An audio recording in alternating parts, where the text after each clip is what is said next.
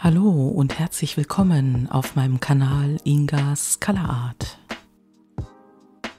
Nachdem es bei dem letzten Video mal so richtig rund ging, habe ich mich entschieden, heute ein Bild zu malen, welches einen interessanten grünen Hintergrund hat, und den mische ich mir aus den beiden Farben Saftgrün und Himmelblau Hell zusammen.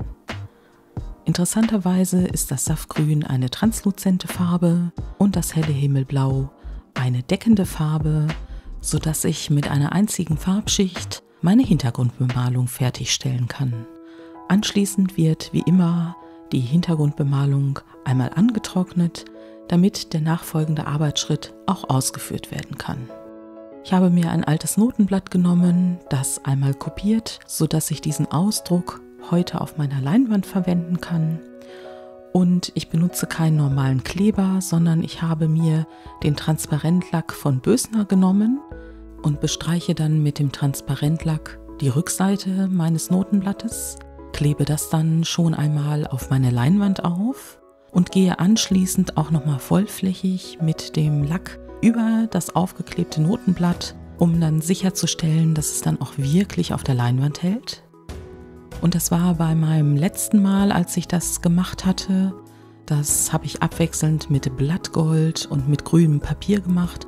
Auch eine Frage, ob das wirklich auf der Leinwand haftet. Ja, das haftet wirklich sehr gut auf der Leinwand.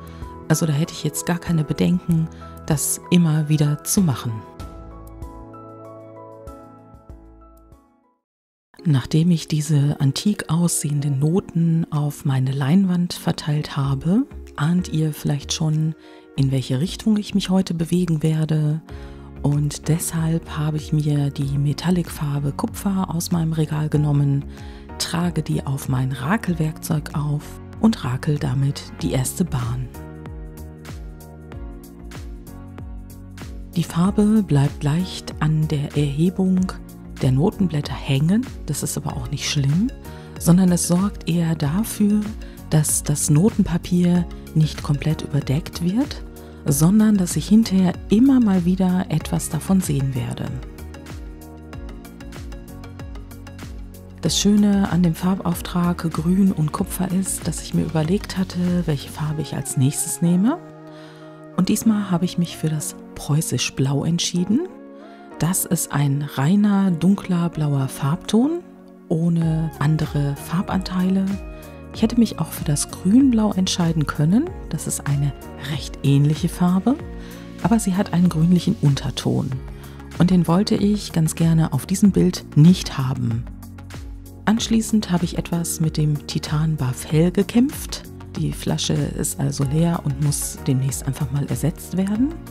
Aber ich hatte sowieso nicht vor, den Farbauftrag so pastös und dick zu machen, sondern ihn möglichst leicht aufzubringen. Und man sieht sehr schön, wie sich jetzt hier diese Farbschlieren zwischen den beiden Farben Preußisch Blau und Titan Buff Hell ergeben. Und ich mag das unheimlich gerne, wenn das so changiert.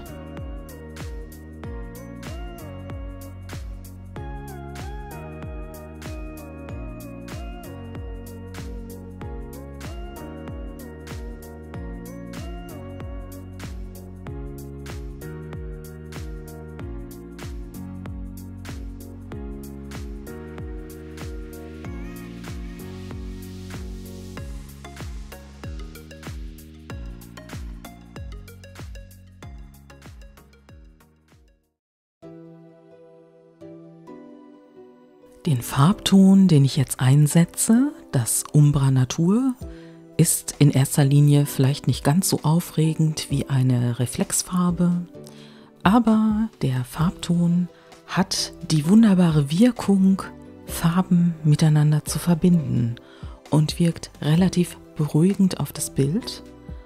Und ich habe ihn sehr selten eingesetzt, aber ich finde, dass seine natürliche Wirkung und weil er auch in der Natur so weit vorkommt, dem Bild richtig gut tut und ein bisschen wieder in Richtung Rost- und Patina-Optik schiebt. Setzt ihr diesen Farbton ein? Habt ihr damit schon mal gemalt? Und wenn ja, was macht ihr damit?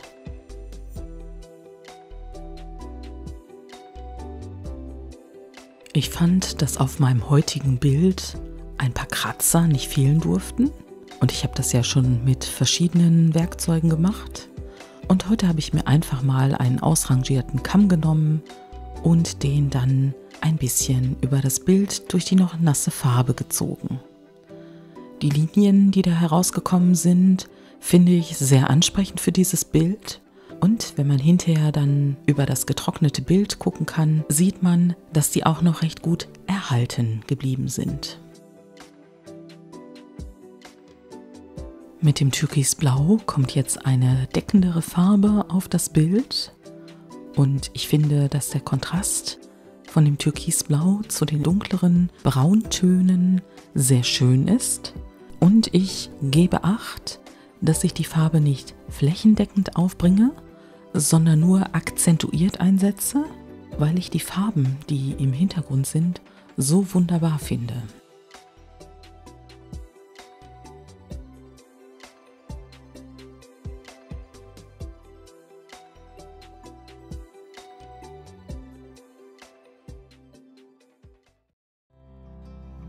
Auf den eher kühleren Blauton, Türkisblau, gebe ich jetzt das Sienna gebrannt.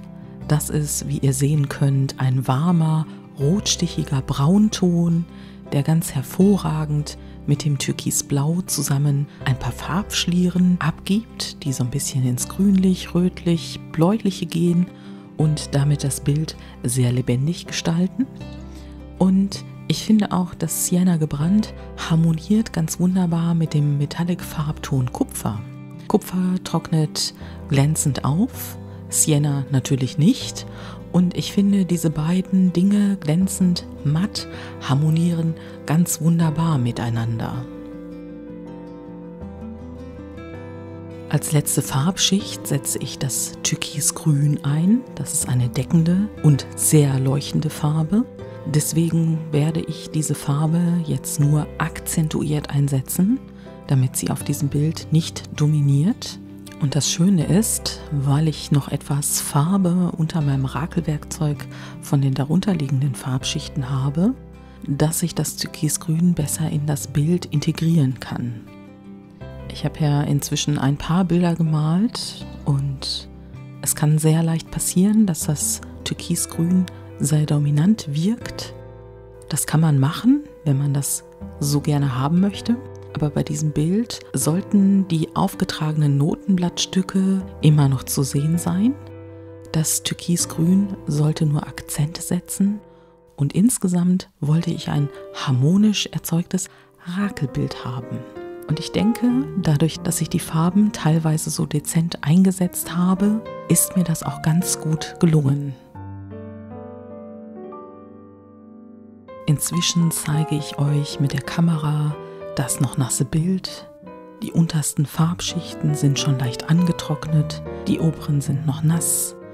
Und das Schöne ist, man kann tatsächlich bis auf den Hintergrund gucken. An einigen Stellen schimmern die Notenlinien noch hervor. Die wunderbaren Schlieren sind zu sehen. Das Türkisgrün ist wirklich nicht so dominant, wie ich es ursprünglich befürchtet hatte. Mir gefallen auch die dunklen Stellen, die das preußische Blau auf dem Bild hinterlassen hat, sehr gut.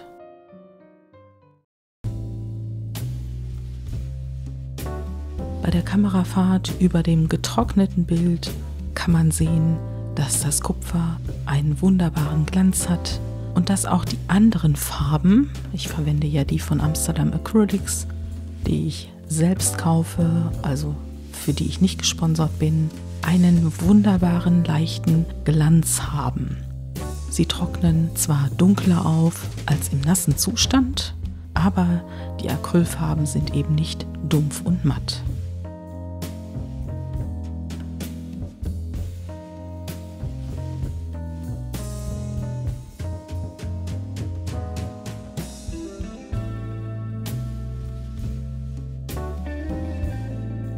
Und ganz zum Schluss möchte ich euch das Bild einmal zeigen, wie es an der Wand hängt, wie es dann wirkt.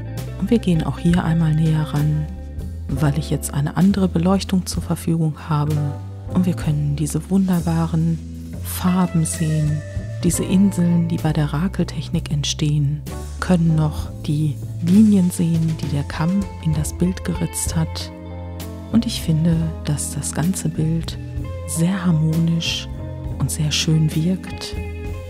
Und es gehört, denke ich, mit zu meinen Lieblingsbildern.